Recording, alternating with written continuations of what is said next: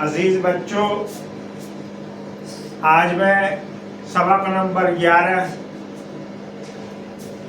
لے کر آپ کے سامنے حاضر ہوا ہوں۔ سبق نمبر 11 غزل ہے،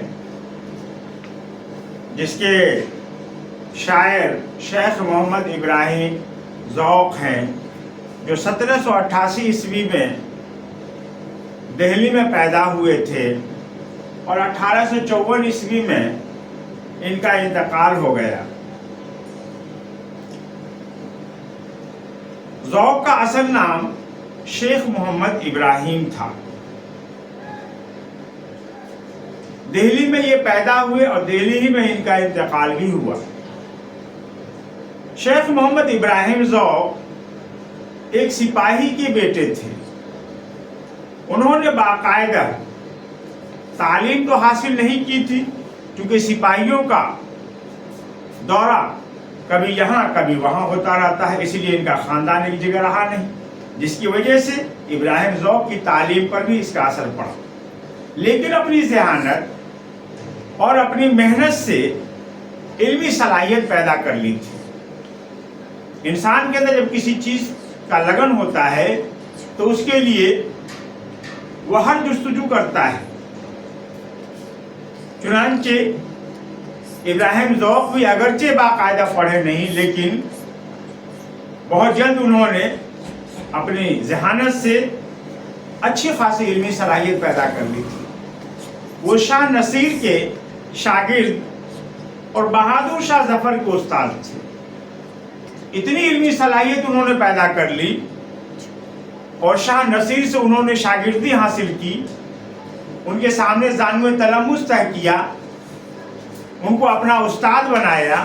استاد نے جو توجہ دی شیخ ابراہیم ذوق پر کہ وہ اپنے زمانے کے ایک مشہور شاعر بن گئے، اور اتنا ہی نہیں، ہندوستان کے آخری مغل تاجدار بہادر شاہ ظفر کے استاد ہونے کا شرف حاصل ہوا۔ یہ کم بڑی بات نہیں ہے کہ بغیر پڑھے لکھے اپنی ذہانت سے اتنی صلاحیت پیدا کر لینا اور ہندوستان کے مغل تاجدار بہادر شاہ ظفر کا استاد بن جانا، یہ بہت بڑا کمال تھا۔ بہادر شاہ ظفر نے انہیں ملک الشعراء اور خاقانی ہند کے خطابات دیے۔ خطاب کی جمع خطابات، خطاب آپ جانتے ہیں، وہ نام جو کسی قومی خدمات کے بدلے میں بادشاہوں، حکومت کی طرف سے عطا کیا جاتا ہے۔ تو بہادر شاہ ظفر نے ان کو ملک الشعراء اور خاقانی ہند کے خطابات دیے۔ ذوق نے کئی اصناف میں، اصناف جمع ہے صنف کی، صنف کے معنی آتے ہیں قسم، تو شاعری کی بھی بہت ساری صنفیں ہیں، مثلا غزل ہے، رباعی ہے، نعت ہے، حمد ہے، اور غزل ہے، نظم ہے، سلام ہے، نوحہ ہے، مرثیہ ہے، یہ سب الگ الگ صنف ہے۔ تو بہادر شاہ ظفر کیا کہتے ہیں، ذوق نے کئی اصناف میں اظہار خیال کیا ہے۔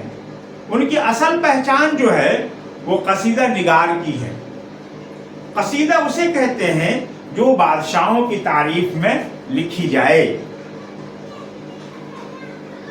تو خاص طور پر انہوں نے بہادر شاہ ظفر پر لکھے ہوئے قصائد کی وجہ سے ذوق کا مرتبہ بلند ہے، لیکن وہ غزل کے بھی ایک قابل ذکر شاعر ہیں۔ ذوق نے اپنے کلام میں نیا پن پیدا کرنے اور زبان اور محاورے کی صفائی پر خاص توجہ دی ہے۔ انہی کا یہ غزل ہے، لائی حیات آئے قضا لے چلی چلے، اپنی خوشی نہ آئے نہ اپنی خوشی چلے۔ بہت ہی عمدہ شعر مطلع میں وہ لائے ہیں۔ غزل کا پہلا شعر مطلع کہلاتا ہے، آخری شعر مقطع کہلاتا ہے۔ کہتے ہیں کہ زندگی ہمیں لے کر کی دنیا میں آئی، قضا لے چلی، موت لے جائے گی، چلے جائیں گے۔ زندگی لے کر کے آئی، چلے آئے دنیا میں، موت لے کر کے جائے گی، چلے جائیں گے دنیا سے۔ اپنی خوشی نہ آئے نہ اپنی خوشی چلے. نہ تو آنے میں میری خوشی شامل تھی، نہ تو آنے میں اللہ نے ہم سے کیا کہتے پوچھا، اور نہ جانے میں. نہ اپنی خوشی آئے نہ اپنی خوشی چلے. اللہ اس دنیا میں لایا چلے آئے، اللہ اس دنیا سے لے جائے گا چلے جائیں گے. وہ عمر خضر بھی تو کہیں گے بوقت مرگ ہم کیا رہے یہاں، ابھی آئے ابھی چلے. شاعر کہتا ہے کہ حضرت خضر علیہ السلام جس کو اللہ نے ابدی زندگی دی ہے اور آج بھی وہ زندہ ہے، ان کا کام ہی ہے بھٹکے ہوئے مسافروں کو راستہ دکھانا. تو شاعر کہتا ہے کہ وہی خضر علیہ السلام والی عمر بھی اگر کسی انسان کو مل جائے اور پھر جب موت آئے گی تو کیا کہے گا، ہم کیا رہے یہاں. یعنی انسان جینے کا اتنا حریص ہے،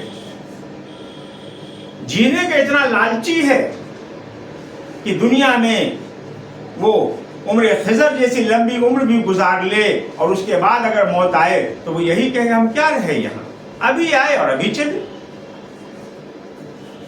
ہم سے بھی اس بساط پہ کم ہوں گے بدقمار. کہتے ہیں کہ اس بساط پر ہم سے بھی کم ہوں گے بدقمار، جوا کھیلنے والا ہے نہیں اور غلط حرکت کا ارتکاب کرنے والا، ہم سے بھی اس بساط پہ کم ہوں گے. یعنی بساط اس کو کہتے ہیں جو ایک خاص کپڑا ہوتا ہے جو چوسر یا شطرنج کھیلنے والا استعمال کرتا ہے. جو چال ہم چلے سو نہایت بری چلے. شاعر کہتا ہے کہ ہم نے جو چال چلا یعنی دنیا سے ہم نے محبت کی، ہم یہ سمجھے کہ دنیا ہی کے ہو کر کے رہ جائیں گے، آخرت کو ہم نے بھلا دیا، تو یہ چال ہماری غلط چلی. جو چال ہم چلے سو نہایت بری چلی، یعنی ہم نے آخرت کو بالکل بھلا دیا اور ہم یہ سمجھے کہ دنیا ہی سب کچھ ہے. حالانکہ دنیا تو چند روزہ زندگی ہے، 50 60 سال 70 سال 80 سال 100 سال انسان جیے گا، لیکن پھر اس کے بعد تو اسے مرنا ہی ہے. دنیا کی زندگی تو اللہ نے آخرت کو بنانے کے لیے دیا ہے کہ اس دنیا کی زندگی میں تم ایسے اعمال اچھے اعمال کرو کہ آخرت کی زندگی تمہاری سنور جائے، کیونکہ اللہ نے تمہارے لیے جنت کو آراستہ کر رکھا ہے. لیکن انسان دنیا ہی کو جنت سمجھ لیتا ہے اور آخرت کی جنت کو بھول جاتا ہے. تو شاید کہتا ہے جو چال ہم چلے سو نہایت بری چلے، یعنی دنیا سے محبت کر کے ہم نے بہت غلط کیا.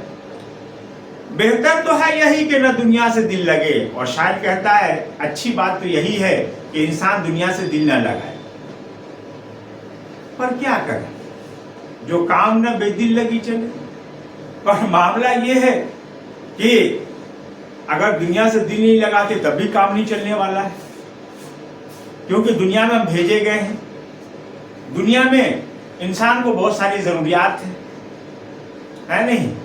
ان ضروریات سے رخ موڑا بھی نہیں جا سکتا ہے. اسی لیے شاعر کہتا ہے بہتر تو ہے یہی کہ نہ دنیا سے دل. اچھا تو یہی تھا کہ انسان دنیا سے دل نہ لگاتا، پر کیا کرے، مجبوری ہے. جو کام نہ بے دل لگی چلے. اگر دل نہیں لگاتے تب بھی کام نہیں چلتا ہے دنیا میں. تو آدمی کو اتنا ہی دل لگانا چاہیے جتنا کہ اسے دنیا میں رہنا ہے، اس سے زیادہ نہیں.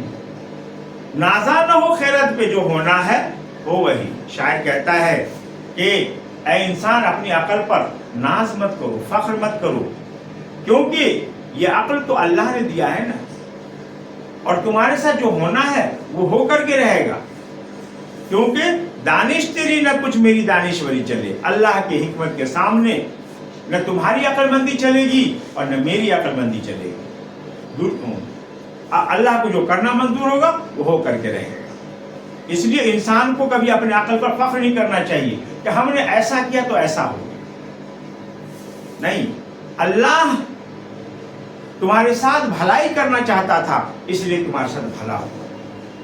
اور اگر کبھی انسان کے ساتھ برائی ہو جائے تو اللہ تمہیں تمہارے گناہوں کی سزا دینا چاہتا تھا اس لیے تمہارے ساتھ برا ہوا.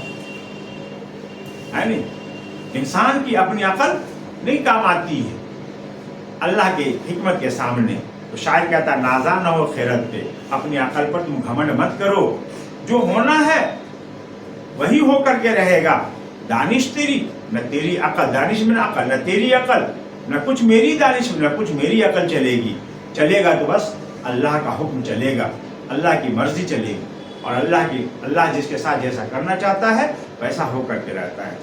تو اس غزل کے ذریعے شاعر نے ہمیں یہ پیغام دیا ہے کہ دنیا کی زندگی چند روزہ زندگی ہے. دنیا سے انسان اتنی ہی محبت کرے جتنا کہ اسے دنیا میں رہنا ہے. ایسا نہیں کہ خاندان در خاندان کا انتظام کر لیا اور اپنی آخرت کی فکر کو بھول گئے. آج انسان کا حال یہی ہے کہ وہ اپنے تو چھوڑ، اپنے بال بچے، اپنے آنے والی نسل ساتھ پوچھتا ہوئی حساب لگا کر کے جاتا ہے، اور اس کے چکر میں وہ اپنی آخرت کی منزل کو کھو بیٹھتا ہے.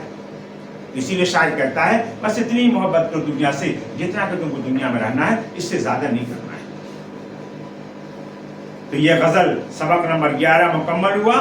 انشاءاللہ کل اس کے سوال و جوابات آپ کے سامنے لے کر حاضر ہوں گا. آج کی گفتگو بس یہیں پر ختم کرتا ہوں. خدا حافظ.